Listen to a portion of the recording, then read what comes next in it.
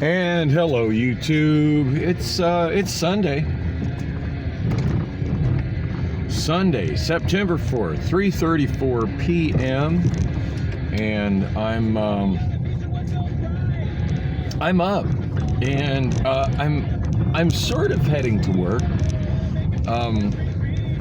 Yeah, it's been over 2 weeks since I've gone to work at Amazon, and I do still have that job. I've been asked by a couple of people. It's like, hey, you still working at Amazon? It's like, yeah, just not much lately, but yeah. My biggest worry at this point isn't still having the job. I mean, granted, I've let my UPT and my PTO run down to dangerously low levels, but my biggest concern is, in fact, I'm not even worried about, as a previous Lewis, I wasn't even worried about trying to upload my information from my dentist to HR via the app. I don't think I mentioned it, but I got a phone call. Oh gosh, I'm trying to think what day it was. I want to say Friday? Probably Friday.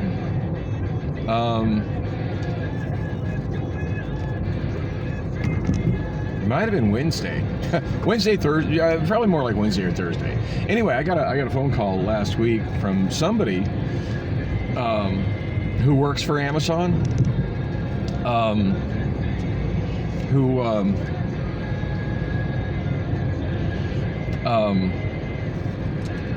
was calling to see if I needed any additional time for my sick leave, and to check on what the status of that was with my teeth and stuff. Him and I like really connected. I'm forgetting the guy's name, but him and I just started talking. I think initially about like my schedule and how it was nocturnal and worked, my karaoke show, and then we started talking about music. God, if I have like really crazy but good extended conversations with people I don't know, that's usually where it starts. Like we'll get on the subject of music, and the next thing we're just connected on a lot of the same stuff. And anyway, yeah, I think we talked for like an hour, so hopefully he's not working one of those jobs where they track out how many minutes he spends on the phone and gets him in trouble if he's on the phone with anybody too long, because he was definitely on the phone with me longer than he needed to. But it was just, we had a great conversation about all kinds of shit. And anyway, he let me know that my sick leave as I'd asked for it, which was just for Tuesday and Wednesday evening. Because Tuesday evening was the evening I had my teeth pulled, my teeth, two of them. I had them pulled, and he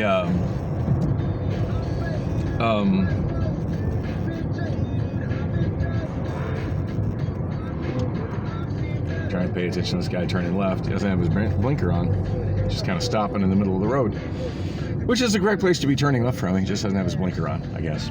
Anyway, where was I? So yeah, he had called to let me know that, my sick leave as it was, which was just for Tuesday, the day I had my tooth pulled, and I gave myself Friday for recovery. And when I put in for it, which was on Tuesday afternoon, I didn't know, or maybe Tuesday mid-morning, I didn't know what my schedule at the dentist was going to be. I knew I had an appointment, but for all I knew, I might be going in for just an x-ray and exam and cleaning, and then, which I didn't get a cleaning, which is frustrating. But anyway, which it probably is because of my insurance. It just probably doesn't cover that.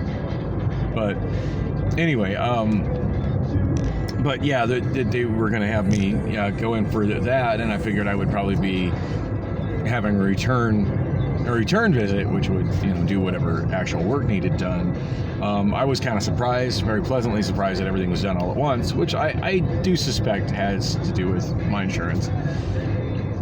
Just keeping it, the billable hours as little as possible, billable procedures, whatever. But again, I didn't know that when I called in, so I had told them, that expected to have everything done by, be back to work by Sunday afternoon, but I might need to extend it, blah, blah, blah. Well, anyway, they gave me a courtesy call, and he did tell me that, it was already approved. So I don't think I need to submit anything. I think that's what he told me on that. And I did get an email, which weirdly enough went to my other email address. I find so bizarre because I went through and the person from HR helped me change my address from the LCM email that I've never really used for anything other than job hunting from, like 7-8 months ago.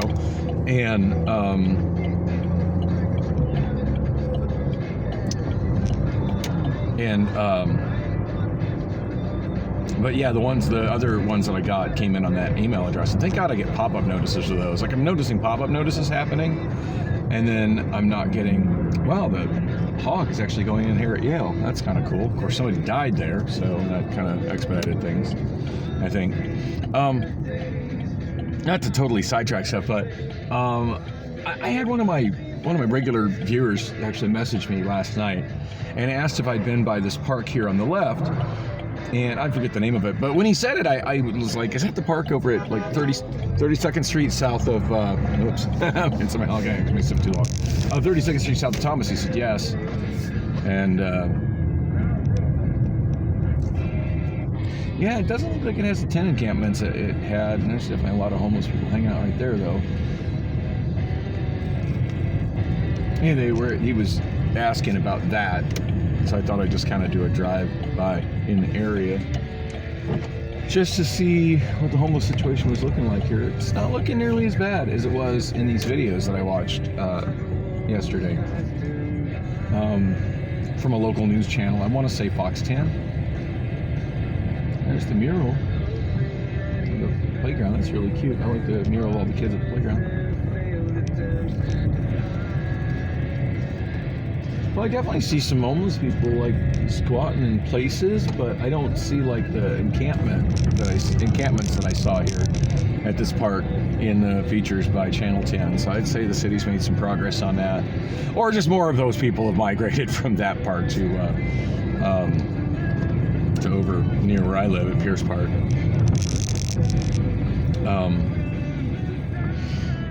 Anyway, I wish I could remember the name of that park. Anyway, so back to the Amazon thing. Actually, kind of glad that I went by there and saw a notably less amount of homeless people. It wasn't. I mean, yeah, there's definitely some there, but it's kind of what it looked like the last time I went there. Yeah, the videos I saw on Channel 10. Again, it wasn't at the level of the zone, but it showed. I'm pretty sure the fence that I drove by, it showed a lot of homeless people along that wall, along that chain link fence, and a lot of people, fashioning shelters against it using stolen shopping carts and tarps and tents and whatnot. So, I'm guessing the city came by and told them they couldn't do that there, and then probably other people that are homeless are like, hey, it's okay, you can go do that in the zone. Speaking of the zone, I've been talking quite a bit about the big lawsuit that's going on with a bunch of property owners, business owners, and a couple of people that actually have houses down near the zone. God, how awful would it be to have a house near the zone? I always talk about how, like, I just wish I owned a house, but I don't envy anybody that owns a house in the zone. That would just be, unbearable. Couldn't cope with that at all. And that area's been bad for years, but it's definitely skyrocketed in the last 2 years under the leadership of Mayor Kate. Oh man, I hope she gets voted out. I don't even know if she's up for re-election this election. Probably not. I should be more aware of things like that in Phoenix, whether it's a 2-year term or a 4-year term, but certainly haven't heard anybody talking about running for mayor, so we probably still got another 2 years to put up with her. Ooh, there's a Carl's Jr. right there. I was thinking about getting Carl's Jr. burgers at the Carl's Jr. across the street from Oz Bar, but get this and munching. Boy, quiet quitting is becoming a hot topic when it's mentioned in a promo on a radio station.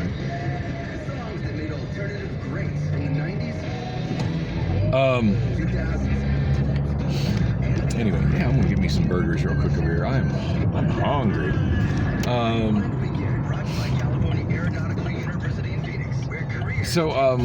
Anyway, back to the Amazon thing. I know I'm doing that thing, drives people crazy, trying to talk two things about one at once. Now I gotta order my burgers. Hi, welcome to Carlos Jr. What can I get started for you? Can I get 2 of the California doubles? Okay. And that'll be it, just the sandwiches. That'll be $6.49 at the window. I'm sorry, how much? $6.49. Thank you. Oh, this thing was buzzing. Wow. There's nothing like getting out on the open road, and Pilot Flying J can help you and your money go further. Save 10 cents on every gallon of gas when you use the My Rewards Plus app. That's money to go on vacation, or come home from vacation, or take that vacation you always need when you get home from vacation. Download My Rewards Plus. Anyway, not much else to say. I got the email about Amazon. I got the email that said that it was approved, so I don't think I have to present anything. I am going to bring my paperwork in. Well, actually, I'm just going to come in and I'll double check it when I get into work tonight with HR. Cali's? Huh? Yeah. California Cali? $6.49.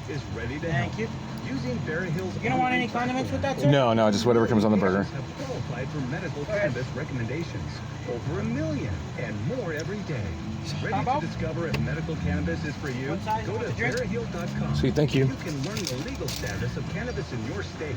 Browse a vet and library of information about the plant.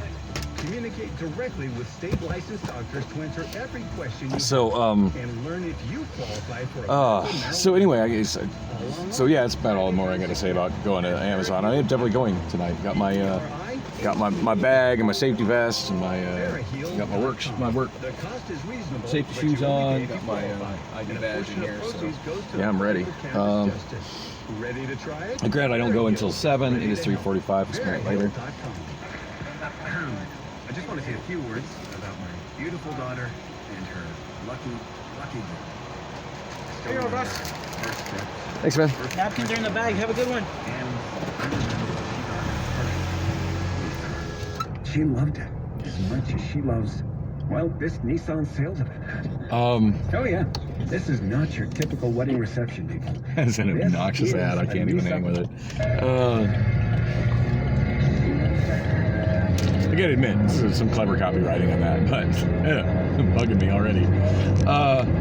Okay, where was I? I was trying to explain about what's going on in the zone. I haven't heard anything additional in the news, which I find kind of odd. When the lawsuit was launched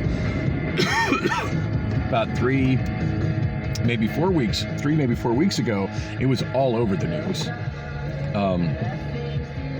All over the news. The people are so suing the city over not handling or letting that giant homeless encampment exist over there, and then they were and of course I think for a lot of people it's like, oh look, there's a big homeless encampment, didn't know that existed. It's amazing how many people are completely oblivious that that's there. They live in Phoenix, but to be fair, I mean, it's not a it kind of kills me. Like every time I see one of those articles, like when I see a written article about it or I hear a thing, they always say refer to it as being along Jefferson, but the reality is it's not along Jefferson. The city does really good at keeping Jefferson clear. So the only major street that normal people will drive through as a through street in that area is Jefferson. And if you don't turn your head and look to the right as you're heading into downtown on Jefferson, if you're just looking at the traffic ahead of you, it's really easy to miss it. It's really easy to not see the encampment. The encampment is not on Jefferson. It's on Madison and Jackson. Make no mistake. Oh, and yeah, it's on Madison and Jackson. Mostly on Madison, but then there's a lot on Jackson as well. Directly in front of the Andre House. Anyway, I find it really interesting that there has been no news, nothing I've seen on any of mainstream Phoenix news sources, no mention on KTAR about how that's progressing, because Phoenix's response to pleading was due on the 30th. So one thing I do want to do Probably not going to do it tomorrow. I got a feeling after my night of work at Amazon, I'm going to be just so exhausted I want to go home and sleep. Obviously I'm not doing it tomorrow anyway, because tomorrow's Labor Day. Duh. Labor Day, holiday. They're going to be closed. Tuesday, and my sleep schedule will probably be a little better normal by Tuesday. But yeah, I definitely want to try to hit the clerk of court's office Tuesday or at the latest Wednesday and get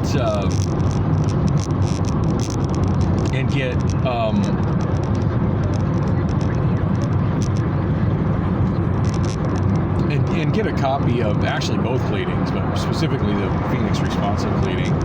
And if nobody else can cover this news, damn it, I'll cover it. But I'm dying to see what Phoenix's answer is to that lawsuit, and how they go about defending just letting the zone exist. Now, on the Channel 10 features that I watched yesterday regarding the park I just drove by, that I didn't feel had I mean, there were definitely some homeless people there, but I didn't find it to be an exorbitant amount of homeless. It didn't really strike me as any more people than what I see regularly here at Park. Certainly didn't see the level of encampments going on that I saw in the stories that were, and granted these are from a few weeks ago on Channel 10. In that particular one, the things they were mainly focusing on was that somebody had died where that new oh man, I just missed the light. That 2 homeless people had died crossing 32nd Street there at Yale, where the Hawk was, and that the Hawk was already supposed to be built, but it was behind schedule. But it was behind schedule due to the contractor was putting it up, saying they had supply chain issues, which doesn't surprise me, and it seems like a pretty legit reason to have it not finished. Now, what's not legit to me is the fact that there was already a painted crosswalk there with signage, and Channel 10 showed video of people trying to cross that sidewalk and people not stopping for the crosswalk on 32nd Street. Yeah, tell me something I don't already know. I mean, hello, I lost a friend about less than a quarter mile north of there at Thomas, who was trying to cross after going home from work with his bicycle. So yeah, people in that area, they don't stop. And but I don't think adding a hawk. I mean, adding a hawk can't hurt. Don't get me wrong. But to say, oh well, this happened because the hawk wasn't finished. No, that happened because people didn't yield for pedestrians in a crosswalk, and people in Phoenix don't yield for pedestrians in crosswalks, especially in that part of town. And I don't know, again, I'm seeing the city of Phoenix making excuses. Oh, well, our third party that we contracted with put a hawk in has supply chain issues, so we can't do anything about it. You know what? You could put a motorcycle cop there. You could totally put a motorcycle cop there and write tickets every time somebody doesn't slow down, stop, or yield for somebody in the crosswalk. Phoenix could have done that. They've never done that. And I can't help but think that a motorcycle cop at that intersection would certainly be enough to dissuade the homeless people that were camping around there to want to go camp somewhere else. Just the presence of law enforcement is usually enough to make a lot of unsavory characters leave, and if nothing else, maybe make them think twice about smoking fentanyl right there along the fence in public. And oh yeah, definitely that park along that fence there has been a fentanyl hotspot. And I'm going to try to link the news blurbs that I was watching about that park. They were talking. They interviewed a city council member, and man, that guy was just making excuse after excuse after excuse for why the city couldn't do something. I'm kind of disappointed they didn't interview Mayor Kate. Mayor Kate just seems like she's been completely silent on the fentanyl epidemic and the homeless epidemic in her city, which has definitely been under her watch. Not that I'm in any shape, way, or form a fan of Greg Stanton. In fact, I really didn't like Greg Stanton as mayor, mostly just due to him eliminating Patriot Square and selling it out to developers, but which was my favorite, like, downtown public amenity. A lot of people made a lot of money out of that, but me, as a city of Phoenix, I lost amenity, and I didn't get paid nothing. I just lost an amenity that I used. But I will say, like, the homeless epidemic was, there was some homelessness, but it was nothing under Mayor Stanton as it is, Mayor Greg Stanton as it is under now Mayor Kate Gallego. So, and she just seems to be, every time I see any public interviews or appearances with her, it's talking about, ooh, we've added more bike infrastructure. Look, we added a bike lane down 1 mile of side street that was already safe to ride a bike on. How about this? How about the Strode here? What are you doing to make it safe to ride a bike on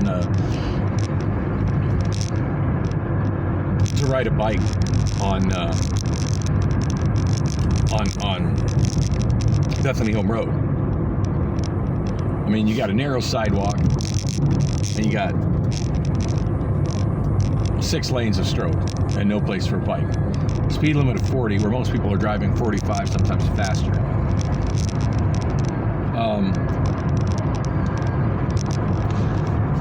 Now, granted, when it comes to people riding bike on this, there is a safe way to go across this part of town on a bike, and it's a 1/4 mile north of here on Rose Lane. But unfortunately, a lot of people who bike aren't aware of that. And maybe, the city could do a campaign letting people know and put marked bike routes on the roads that are functionally good bike routes. That's something the city could do. But again, for bike on bus, I mean, this is a street that has a bus go down it. And don't even be started on this bus, how it only runs once every half hour and it's never on time. Anyway, yeah, so I wish they'd interviewed Mayor Kate, whoever that city council member is. If that guy represented my district, I'd be for voting him out if he's up for election in November. Because all I saw was, I'm making excuses. And the biggest excuse that I saw was, oh, well, we can't arrest them for being homeless. And this is after they were talking and they were interviewing some people that lived in that neighborhood that tried to use that park. And this woman said that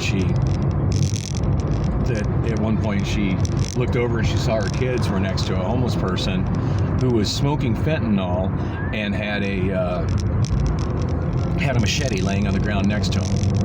Yeah, I'm fairly certain that possession of a machete in public inside a park is illegal. I'm fairly sure that smoking fentanyl in a public space, or anywhere for that matter, is illegal. People were talking about the littering. Littering, also illegal.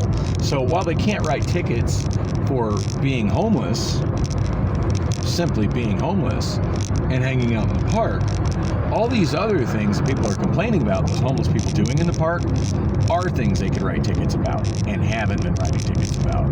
Now, I did note, as I just went through that park, there's considerably less people than there, so it does make sense that maybe they've been, it's highly likely that, yeah, they've been doing stuff. That they have been, maybe they have been writing some tickets for that stuff. Or maybe they've just been giving warnings and it's enough for people to go, oh shit, they've stepped up enforcement in here, we gotta go be junkies somewhere else. Whatever. I'm glad to see less bums at the park. Just saying. That park, definitely it's always had more of that going on in it, as opposed to Pierce Park, which didn't really have any of that going in it, 2-3 years ago. But that is a park I used to bring my daughter Lily to after school pretty regularly, and it never felt like an unsafe place to be. And to be honest, it didn't look too bad now, but the video that I saw on Channel 10, which I'm going to link to this, was kind of upsetting. I'm trying to come into this neighborhood a different route than I usually work, and this didn't help me at all. Well, I guess I know like one random side street a little better than I used to. Maybe I can cut through this alley. I love cutting through alleys. Oh, no, this isn't going to go where I want it to. I usually cut through alleys when I'm on foot. I hardly ever do them in a car, so this is fun.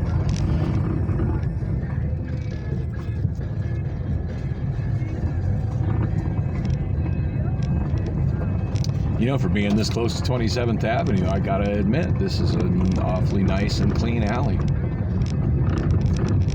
Pretty handy little bit of pedestrian infrastructure, if I do say so myself.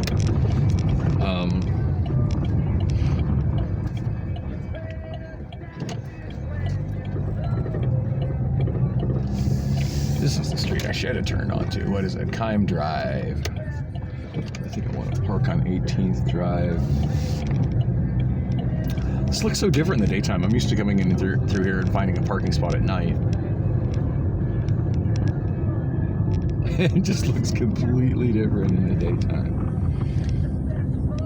Okay, there's a side street that goes out to 19th Avenue, and there's the semi-shady parking spot where I want to be. Boy, my car does not cook me when I get back to it. I don't want to park that guy in front of that guy's driveway, even though it's highly likely he's not coming out. Bring my bag and my iPhone with me. And hopefully I won't screw up and leave it here like I did that one time. That one time I was a little bit late for work going into Amazon because I came here for Sunday afternoon karaoke, and I left my Amazon bag just on the back of my bar stool like an idiot. In fact, I think I made it all the way to the parking lot and looked at GYR3 and looked down into my bag to grab my badge and badge and my safety vest to put it on. In fact, I think I already had my safety vest on, and I